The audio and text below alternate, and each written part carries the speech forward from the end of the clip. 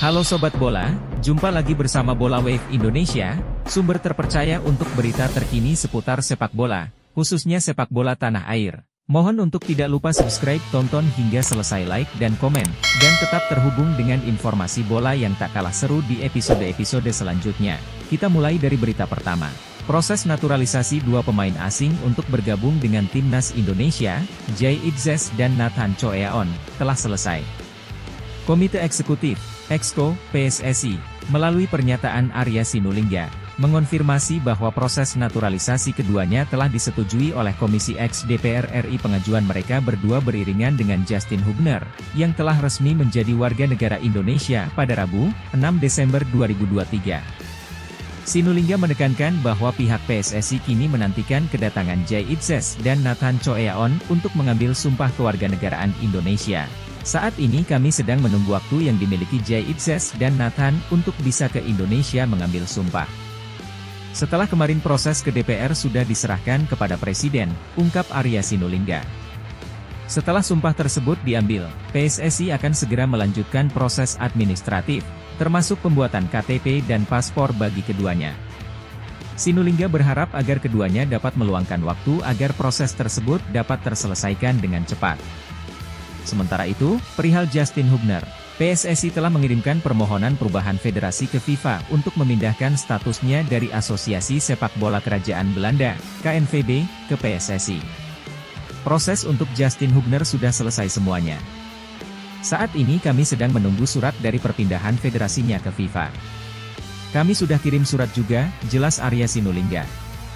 Dengan selesainya proses perpindahan federasi, Justin Hubner akan menjadi salah satu kekuatan baru untuk Timnas Indonesia. Namun, masih dalam proses menunggu keputusan FIFA untuk memastikan kelayakan Hubner membela Timnas Garuda. Sementara itu, proses naturalisasi Ragnar Oratmangoen masih dalam antrian, diharapkan akan dimulai pada tahun 2024. Pemerintah, khususnya Kementerian Pemuda dan Olahraga, Menpora, fokus menyelesaikan proses naturalisasi dari Jay Itzes dan Nathan Choeaon untuk mendukung kehadiran mereka di Timnas Indonesia. Prosesnya masih belum siap seperti dua atlet ini. Jadi, sementara baru Jay dan Nathan. Mungkin Ragnar kita proyeksi di tahun depan, ujar Menpora Dito Aryo Tejo. Piala Asia 2023 menjadi ajang yang dinantikan untuk melihat kontribusi para pemain baru ini dalam membela Timnas Indonesia. Proses persiapan Timnas Garuda yang intens diharapkan membawa prestasi gemilang di kancah internasional. Sementara itu, Jay Itzes, Nathan Choeaon, dan Justin Hubner menjadi sorotan dalam persiapan Timnas Indonesia menuju Piala Asia 2023. PSSI telah mendaftarkan 50 pemain ke Konfederasi Sepak Bola Asia, AFC, di mana 23 pemain akan dipilih untuk skuad final. Seleksi pemain diyakini akan dilakukan di Turki selama pemusatan latihan Timnas Garuda pada akhir Desember 2023. Dua laga uji coba melawan Libya pada 2 dan 5 Januari 2024 juga menjadi bagian dari persiapan mereka. Sebuah sorotan khusus menyoroti kembali performa gemilang Sandy Walsh, pemain naturalisasi Timnas Indonesia, yang menampilkan kehebatannya dalam pentas Jupiler Pro League Belgia bersama klubnya, KV Mechelen.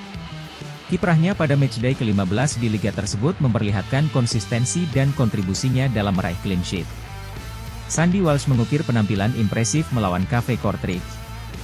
Bertahan sebagai bek kanan, pemain berusia 28 tahun itu tampil penuh selama 90 menit, menunjukkan kehandalannya dalam menjaga lini pertahanan dengan kepiawaian yang tak diragukan. Namun, perbandingan penampilannya di Timnas Indonesia dan di klub mencuat. Sejak debutnya bersama Timnas Indonesia Senior pada 28 September 2023, Sandy telah terlibat dalam 4 pertandingan bersama pasukan Merah Putih. Sayangnya, dalam keempat pertandingan tersebut, sang pemain belum mampu menampilkan performa terbaiknya. Meski telah terlibat, catatan aksi yang berarti terlihat belum mewarnai permainannya. Performa yang terbilang kurang saat membela Timnas Indonesia menjadi sorotan, sebagaimana yang dialami oleh Sadil Ramdhani sebelumnya. Kritik tajam dari warganet menyertai penampilan melempennya bersama Timnas. Meski dalam konteks klubnya, Sabah FA, Sadil kerap menjadi sosok penting bahkan pencetak gol krusial bagi timnya. Namun, seiring berjalannya waktu, Sadil Ramdhani membuktikan permainan terbaiknya, baik saat bersama klub maupun Timnas Indonesia. Kembalinya permainan terbaiknya, terutama dalam pertandingan melawan Filipina, membuktikan bahwa perbedaan performa antara klub dan timnas bukanlah hal yang tetap. Di tengah perbincangan mengenai Sandy Walsh, harapan muncul agar kesenjangan performanya segera teratasi. Keinginan untuk melihatnya tampil maksimal bersama timnas Indonesia, mengoptimalkan kualitasnya sebagai pemain kelas Eropa, masih menjadi asa dalam upaya Indonesia meraih prestasi di level internasional. Rekor tak terkalahkan timnas Indonesia di laga pembuka Piala Asia memang tampaknya akan menghadapi ujian berat di edisi 2023. Sejarah yang menunjukkan keberhasilan dalam laga pembukaan sebelumnya bisa terancam oleh ketidaktahuan grup yang sulit bagi Indonesia. Kehadiran dalam grup D bersama Jepang, Irak, dan Vietnam telah menempatkan timnas Indonesia dalam situasi yang menantang. Irak, terutama, menjadi lawan yang memperlihatkan kekuatan yang cukup dominan, terlebih setelah hasil yang menghancurkan dalam kualifikasi Piala Dunia 2026. Pertandingan melawan Irak pada 15 Januari 2024 tampaknya akan menjadi ujian yang besar bagi timnas Indonesia. Sementara itu, Vietnam, yang juga dihadapkan pada pertandingan sulit melawan Jepang, mungkin akan melihat kesempatan untuk mencuri poin dari pertemuan mereka dengan Irak jika Indonesia gagal.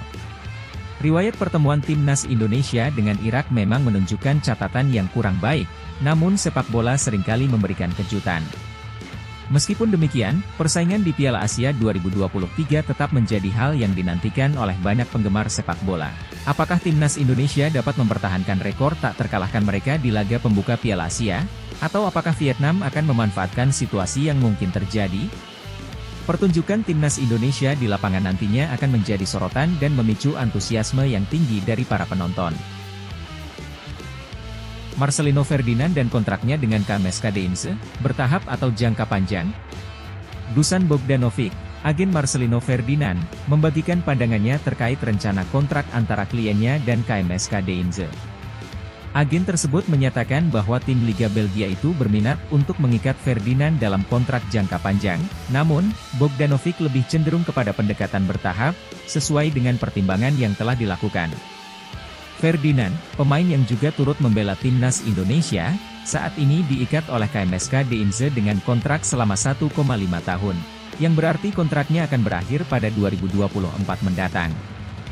Walaupun KMSK tertarik langsung menawarkan perpanjangan kontrak jangka panjang, Bogdanovic melihat kebijakan ini sebaiknya dilakukan secara bertahap.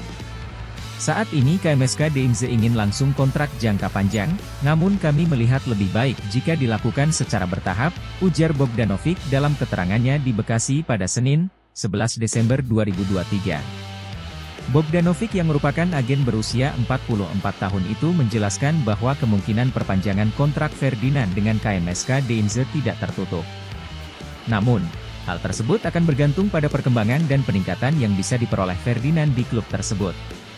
Saya tidak menutup kemungkinan jika Marcelino akan memperpanjang kontrak di sana. Namun, kami perlu melihat apakah Ferdinand bisa berkembang di sana, tambah Bogdanovic. Lebih lanjut, Bogdanovic menyampaikan bahwa saat ini Ferdinand tengah berusaha keras untuk mendapatkan tempat di skuad utama. Kompetisi di Liga Belgia sangat sengit karena dihuni oleh pemain-pemain berkualitas, dan untuk itu, Ferdinand harus terus menunjukkan performa terbaiknya. Jika komitmen yang mereka tawarkan sesuai dengan yang kita harapkan sejak awal, termasuk menit bermain, KMSK Deinze akan menjadi salah satu pilihan utama bagi Ferdinand. Namun, perlu kesabaran dan kesadaran bahwa Ferdinand masih muda. Semuanya adalah proses, tandasnya.